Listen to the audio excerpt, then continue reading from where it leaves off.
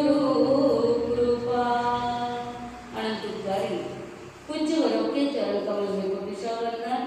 अनंतकारी जन जन के आस्था केंद्र आचार्य सम्राट गुरुदेव पूज्य श्री आनंद ऋषि जी महाराज के पावन स्मृति में शतशः अभिवादन। वर्तमान आचार्य डॉक्टर शिवमुनि जी महाराज, युवाचार्य पूज्य महेंद्र ऋषि जी महाराज, प्रवर्तक पूज्य श्री कुंदन ऋषि जी महाराज के चरण कमल में कोटि वंदन। तपस्वी रत्न पूज्य किशन मुनि जी महाराज, श्रुत स्थविरा प्रखर व्याख्याता गुरुनी मैया डॉक्टर पूज्य धर्मशिला जी महासती जी के पावन स्मृति में शतशः अभिवादन। उपस्थित धर्मप्रेमी भाइयों, कर्णावती माताओं तथा बहनों, जिंदगी में यदि आत्मा से परमात्मा बनना हो तो योग साधना की बहुत ज्यादा आवश्यकता होती है। हमारे जैन दर्शन में 12 भावना का वर्णन आता है। अनित्य, अशरण, संसार, एकत्व, अन्यत्व, अशुचि, आश्रव, संवर, निर्जरा, बोधि दुर्लभ भावना, धर्म भावना और सभी भावनाओं का वर्णन इन जैन दर्शनों में हर जगह मिलता है। और 4 भावना, 12 भावना का नाम तो आपने सबको सुना ही है। मंगल साधना में भी आप लोग पढ़ते हैं ना, राजा राणा छत्रपति हाथी के असवार, मरना सबको एक दिन अपनी अपनी बात। परंतु 4 भावना और आगे है। वो कौन सी भावना है पता है आपको? 4 भावनाओं का वर्णन और आता है, उसे योग भावना कहते हैं। एक बार संसार की नश्वरता, संसार से वैराग्य आ जाता है। वैराग्य आने के बाद इस जीवात्मा ने क्या करना चाहिए? पहली बात तो आपको वैराग्य आया है संसार से, वैराग्य ही नहीं आता तो योग के आगे कहाँ आगे बढ़ेंगे। लेकिन वैराग्य तो आता है, क्षणिक आता है। जैसे कोई गुजर गया तो जिंदगी कितनी नश्वर है। यदि कोई अपना प्रिय व्यक्ति अपने से मुख मोड़ ले तो ये संबंध कितने अनित्य है। धन यदि चला जाता है किसी के पास से तो ये लक्ष्मी कितनी चंचल है, ये किसी के पास से टिकती नहीं है, अनित्य है। कोई मृत्यु के समय में लाखों करोड़ों खर्चने के लिए तैयार है, परंतु वो मृत्यु से बच नहीं पाता है। तब विचार आता है दुनिया में कोई शरण रूप नहीं है। उस समय क्या कहते हैं? अर्यन्ते शरणं पवज्जामि, सिद्धे शरणं पवज्जामि, साहु शरणं पवज्जामि, केवली पन्नतम धम्मम शरणं पवज्जामि। बस ये 4 ही शरण रूप है। वो सब अंतिम समय में याद आता है। लेकिन जिंदगी भर जो इसी की याद रखा जाए तो अनित्य और अशरण 2 बातें यदि जिंदगी में आ गई तो व्यक्ति आगे योग की ओर आगे बढ़ता है। और योग भावना में आता है सत्रेषु मैत्री, गुणेषु प्रमोदम, क्लिष्टेषु जीवेषु कृपा परत्वम, मध्यस्थ भावम विपरीत वृत्तो सदा महात्मा विदधातु देव। सत्रेषु मैत्री, जगत के सभी जीवों के साथ में मैत्री करना चाहिए। हमारा बहुत दिनों से मेरी भावना का प्रवचन रुक गया है, क्योंकि दीपावली चल रही थी, उत्तरायण सूत्र का वांचन चल रहा था। 5 दिन का दीपावली पर्व, कल भाई बीज का दिन पूरा हो गया। अब वापस अपने रूटीन पे आ जाएंगे हम। मैत्री भाव जगत में मेरा सब जीवों पर नित्य रहे। हमारा मैत्री भाव जगत के सभी जीवों के ऊपर नित्य रहना चाहिए। दीन दुखी जीवों पर मेरे उर से करुणा स्तोत्र बहे। ये 2 लाइनों के ऊपर विचार करना है। मैत्री, करुणा, मध्यस्थ भावना। मैत्री भावना यानी जगत के सभी जीवों से मैत्री करना। मैत्री किससे करना? दोस्ती किससे करना? सत्रेषु मैत्री, जितने जगत के सात्विक लोग हैं उनसे मैत्री करना। पता तो चल जाता है ना कौन सात्विक है कौन तामसिक है, उतना तो समझ में आ जाता है। जिसके साथ में व्यवहार करते हुए है, ये तामसिक है, तो सत्वेषु मैत्री, जगत में जितने लोग सात्विक है उन सबके साथ में मैत्री करनी चाहिए। बहुत बार ऐसा हो जाता है, मैत्री तो करते हैं लेकिन सामने वाले में कितना गुण है, कितने अवगुण है, वो व्यक्ति जान ही नहीं पाता है। और नहीं जानने के कारण वह कभी कभी अच्छे लोगों से दुश्मनी कर बैठता है और दुश्मनों से दोस्ती कर बैठता है। जैसी संगत वैसी रंगत लग जाती है। तो दुष्टों के साथ में मैत्री करने से हमारे भाव भी दुष्ट हो जाते हैं। ऐसे ही एक सेठ जी थे, व्यापार करते थे, छोटा बड़ा व्यापार करने के लिए बाहर गांव भी चले जाते थे। उनका दोस्त कोई वो तो एक कुत्ता था, उनका दोस्त कोई था तो कौन था? एक कुत्ता था। बड़ा प्यार था उस कुत्ते के प्रति। उसके साथ में उनकी इतनी मैत्री थी कि उसकी मैत्री का कोई हम लोग कुछ भी नहीं कह सकते, लेकिन वो बहुत ज्यादा सत्यवादी थे। अपने जो स्टेटस के ऊपर पक्के रहते थे, हिलते नहीं थे। यदि न्याय नीति है तो न्याय नीति होनी चाहिए। यदि प्रिय मित्र ने भी अन्याय कर दिया तो उनको चलता नहीं था। एक बार व्यापार के लिए गए तो साथ में कुत्ते को लेकर के गए। अब इतनी बारिश आई कि किसी एक घर में उनको रुकना पड़ा। एक बड़े व्यापारी के वहां में रुके थे, वहां रुके। बहुत दिनों तक बारिश होने के कारण साथ में जितना धन लेकर के गए थे सारा खत्म हो जाता है। किसी के घर में रुक सकते हैं परंतु बोझ तो नहीं दे सकते हैं ना, भाड़े से भी रुकना पड़ता है और खाने पीने के लिए खुद को चाहिए। साथ में कुत्ता था, उसको भी तो खिलाना पड़ता है, तो धन खत्म हो गया। अब आगे व्यापार के लिए जाए तो जाए कैसे? अब वो व्यापार के लिए निकले परंतु धन नहीं है, तो उन्होंने विचार किया जिस सेठ के घर में रुका हूँ उस सेठ के वहां कुत्ते को गिरवी रखूं। प्यार तो बहुत था लेकिन परिस्थिति में प्यार भी कहाँ चला जाता है पता नहीं। तो उसने कुत्ते को गिरवी रखा। गिरवी तो समझते हो ना, गाल के हुए।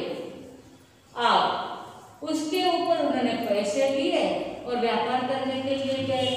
व्यापार करके आए लेकिन कुत्ते को छुड़ा के लाने जितनी उनके पास में कोई संपत्ति नहीं थी। और थोड़ा एक आध बार व्यापार को जाऊंगा तब जाकर के मैं कुत्ते के पैसे चुका करके कुत्ते को वापस छुड़ा के आ जाऊंगा। बहुत ज्यादा प्यार था कुत्ते के प्रति, परंतु मुसीबत के आगे कुछ नहीं चलता था।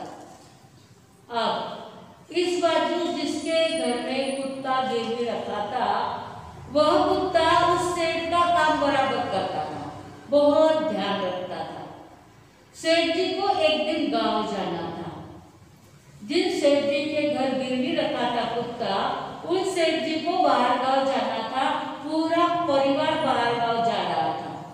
कुत्ते को उन्होंने घर पर भी छोड़ा, खुला ही था, बंगले में ऐसा ही घूमता रहता था। और सेठ जी चले गए पूरे परिवार को लेकर के बाहर गांव। अब देखा लोगों ने सेठ जी घर में नहीं है, कुत्ता तो ऐसे ही घूम रहा है।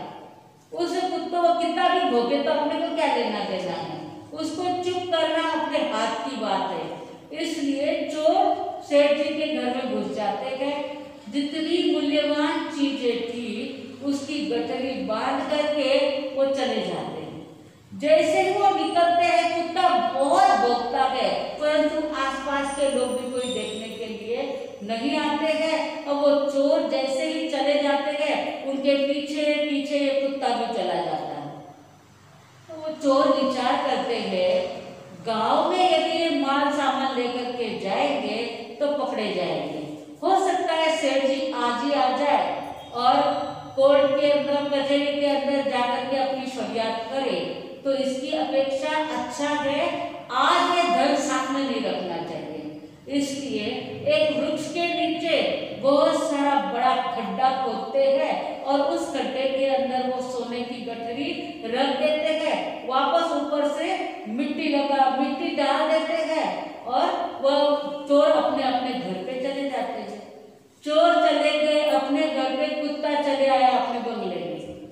जहाँ सेठ के वहां वो रहता था वहां पे कुत्ता आ गया। कुत्ता आ गया तो दूसरे दिन सेठ और पूरा परिवार भी आ गया। अब वो जो कुत्ता है वो सेठ के आसपास में घूम रहा। सेठ अंदर गए, सोचा क्या हो गया है, ये मेरे आगे पीछे क्यों घूम रहा है। अंदर जाकर के देखा तो सारे कबाड़ तिजोरी सब खुला पड़ा। अंदर सोना नहीं, हीरे मानिक मोती नहीं, पैसे नहीं, कुछ नहीं, सब चुराया गया है। कुत्ता बेचारा क्या करेगा, चोर आकर के चोरी करके लेके गए तो कुत्ता कुछ कर नहीं सकता था, पर कुत्ता सेठ जी को इशारे से कुछ कहना चाहता था, परंतु समझ नहीं पा रहे थे। परंतु उनको लगा ये कुत्ता कुछ तो भी कहना चाहता है, इसलिए उस कुत्ते के और ज्यादा उसने क्या इशारा कर रहा है उसकी ओर सेठ ने और सेठ जी के पुत्र ने अच्छी तरह से ध्यान दिया। अब दोनों बाप बेटे कुत्ते की तरफ देख रहे, कुत्ता उनकी धोती खींच रहा है और लेके चलो चलो चलो कर रहा है। अब वो सेठ जी जैसे कुत्ता ले जा रहा है उस ओर जाते हैं, बेटा भी साथ में है और वहां जाकर के जहाँ पे गठरी छुपाई हुई थी वो पैर से खोदता है तो वहां पे गठरी नजर आती है। तो सेठ जी देखते गए, अरे जो चुराया हुआ माल है यहाँ पे रखा, ये कुत्ते ने सारा देख लिया है और इसलिए अपने को इशारा कर करके बता रहा। सेठ बड़े खुश हो जाते हैं, जितना सोना चांदी जो भी गया था सब के सब मिल गया वापस। घर लेकर के वो गठरी लेकर के आ जाते हैं और विचार करते हैं इस कुत्ते के कारण आज मेरा सारा सामान मिल गया। इतने दिनों से इस कुत्ते को गिरवी रखने के कारण उसका जो प्यारा सेठ है, जिस सेठ के साथ में इसकी मैत्री है, उस सेठ से इसको बेचारे को अलग कर दिया था। अब इसको मुक्त कर देना चाहिए, ये अपने अपने घर पे चला जाए, अपने अपने सेठ को मिल जाए। उसकी इतनी मैत्री है तो उसको वहां रहना ही अच्छा। किसी की मैत्री छुड़ाने से उसके जो अंतराय कर्म बनेगा तो वह पाप तो मुझे ही लगेगा ना, इसलिए उसकी दोस्ती अपने को नहीं छुड़ाना है। इसलिए एक चिट्ठी लिखते हैं सेठ जी, इस कुत्ते के बहुत ज्यादा उपकार है और इसके उपकार के बदले में मैं इसको मुक्त कर देता हूँ और इसको आपके पास में भेज रहा हूँ। ऐसी चिट्ठी लिख करके उसके गले में डोरे के साथ में बांध देते हैं। अब ये कुत्ता खुश होकर के, उसको कुछ समझता नहीं, लेकिन मुक्त कर दिया है उसको, तो वो चला जाता है अपने मालिक के घर। इतने दिनों तक तो बंगले में बंधा रखते थे, जब मुक्त किया तो वो अपने मालिक के घर पे जाने लग जाता है। अब वो मालिक के घर पे जैसे ही दूर से सेठ ने देखा तो नौकर ने जाकर के नौकर को कहते हैं, देख वो कुत्ता आ रहा है, उसको गिरवी रखा था और फिर भी वो अपने घर वापस आ रहा है। यह यदि घर में आ जाएगा, इसको मैं रख लूंगा तो ये अन्याय हो जाएगा, क्योंकि मैं अभी तक उसके पैसे गिरवी रखा था लेकिन छुड़ाने के पैसे मैं चुका नहीं पाया हूँ, इसलिए ये मेरी जो सत्यता है उसको आँच लाएगा, इसको बंदूक से मार डालो। और नौकर को ऑर्डर दिया मार डालो और नौकर ने मार डाला। अब वो कुत्ता मरता है, तड़प रहा है, तो जाकर के नौकर को मर गया तो सेठ जी नौकर को कहते जाओ उसको गाड़ के आ जाओ। तब उसके गले में डोरा बंधा हुआ दिखता है, कागज दिख रहा है। तो नौकर ने कहा सेठ जी उसके गले में कुछ तो भी कागज बंधा हुआ नजर आता है। तब खोल करके वो नौकर लाता है, सेठ जी उसको पढ़ते हैं और फिर इतना पश्चाताप होता है, अरे रे सेठ जी ने लिखा था इसके मेरे ऊपर उपकार है इसलिए मैंने इसको मुक्त कर दिया और मैंने तो इसको जान से ही खत्म कर दिया। मेरे जैसा मूर्ख कोई नहीं, पहले कुत्ते को देखना तो चाहिए था, बेचारा कितना प्यार से मिलने के लिए आता था। मैत्री किसके साथ में कैसी करना उसका भी ध्यान होना चाहिए और मैत्री टिकाए रखने के लिए अपने जान की भी बाजी देने के लिए तैयार होना, ये एक कुत्ते ने समझा दिया, परंतु सेठ के समझ में नहीं आया और मन कभी कभी ऐसा काम कर बैठता है कि मैत्री की जगह दुश्मनी की हो जाती, परंतु अब करे क्या, अब पछताए वो तो क्या जब चिड़िया चुग गई खेत। सेठ जी को पश्चाताप का पार नहीं, जिंदगी भर जब तक जिंदे रहे तब तक उनको एक पश्चाताप था। एक मात्र मित्र मेरा था जो मेरा वफादार कुत्ता था, उसको भी मैंने अपने स्वार्थ के लिए, व्यापार के लिए गिरवी रखा। वो छूटने के बाद भी, आने के बाद अपने टेक को रखने के लिए मैं बहुत सच्चा हूँ यह करने के लिए उसको मार दिया, तो पश्चाताप होने लगा। मैत्री करते वक्त बहुत ध्यान रखने जैसा है। मैत्री निभाना बड़ा कठिन होता है। मैत्री किसके किसके साथ में करनी चाहिए? Charity begins at home. जो भी धर्म कार्य करना है वो अपने घर से शुरू करना होता है। तो पहले मैत्री माता पिता भाई बहन जो ब्लड रिलेशन वाले हैं उनके साथ में पहली मैत्री होती है। उसके बाद में अपने को जिनके जिनके उपकार हमारे ऊपर है उनके साथ में मैत्री करनी चाहिए। वह मैत्री पूरी होने के बाद गांव के लोगों से मैत्री करनी चाहिए। गांव के लोगों के साथ मैत्री पूरी हो जाए, जब गांव का हर एक व्यक्ति आपके लिए चहेता बन जाए और सारे गांव के लोग आपके चाहते हो, तो फिर जाकर के बाहर गांव के लोगों से मैत्री करनी चाहिए। जब तक हमारी मैत्री अपने ब्लड रिलेशन से ना हो, दुनिया से कितनी की मैत्री की तो वो बहुत ज्यादा प्रभावशाली नहीं हो सकती है, कभी कभी हास्यास्पद भी हो सकती है। इसलिए मैत्री की शुरुआत अपने घर से करनी चाहिए। पार्श्वनाथ और कमठ कितने भवों से बैठ था? पार्श्वनाथ और कमठ 10 भव पूर्व सके भाई थे, परंतु किसी कारणवश दुश्मनी हो गई तो 10 भवों तक दुश्मनी चलती रही। अब ये दुश्मनी का अंत कब आया? जब पार्श्वनाथ भगवान तीर्थंकर के रूप में जन्म लेते हैं और कमठ तापस के रूप में आता है। और तापस जब अग्नि धुनी लगाता है और धुनी लगाने के बाद में जब पार्श्वनाथ छोटा कुमार था, वह आकर के देख रहा है ये कमठ क्या कर रहा है। उनको तो अवधि ज्ञान था, ये मेरा ही पूर्व जन्म का भाई है, लेकिन ये सन्यासी बना, मैं तो अभी तक राजकुमार हूँ। जब तक तो उनकी दीक्षा भी नहीं हुई थी, परंतु तीर्थंकर को जन्म से 3 ज्ञान होते हैं। इसलिए उन्होंने देखा ये कमठ जो अग्नि जलाए बैठा है उसके लकड़े में नाग नागिन का जोड़ा जल रहा है।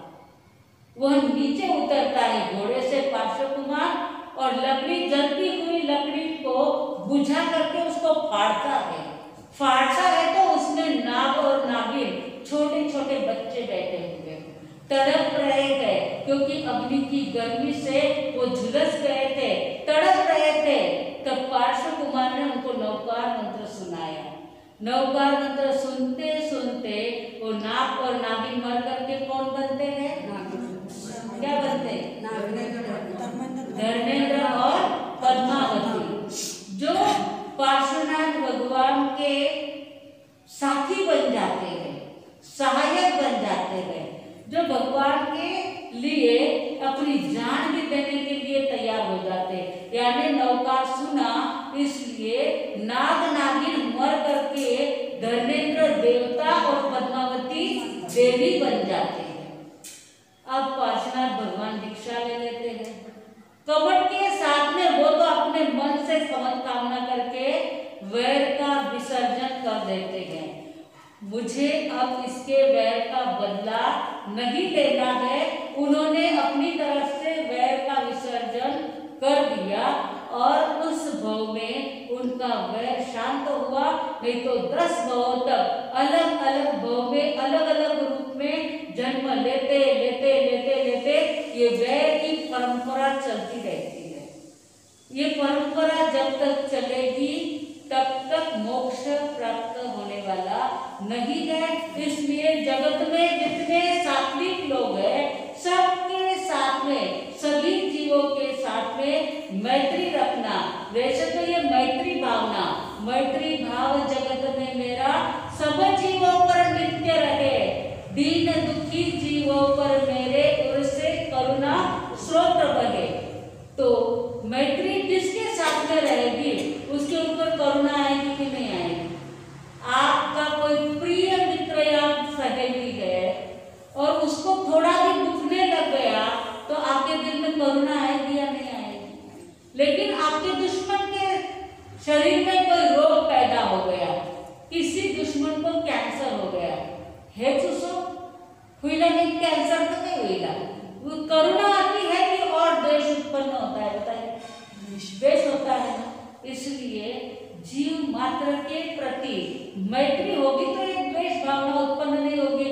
द्वेष की परंपरा जैसे भव तक चलती है वैसे मैत्री की परंपरा भी भव तक चलती है। जिसके ऊपर करुणा बरसाते गए वह हमारे ऊपर आज नहीं तो कल कभी न कभी करुणा तो बरसाएगा।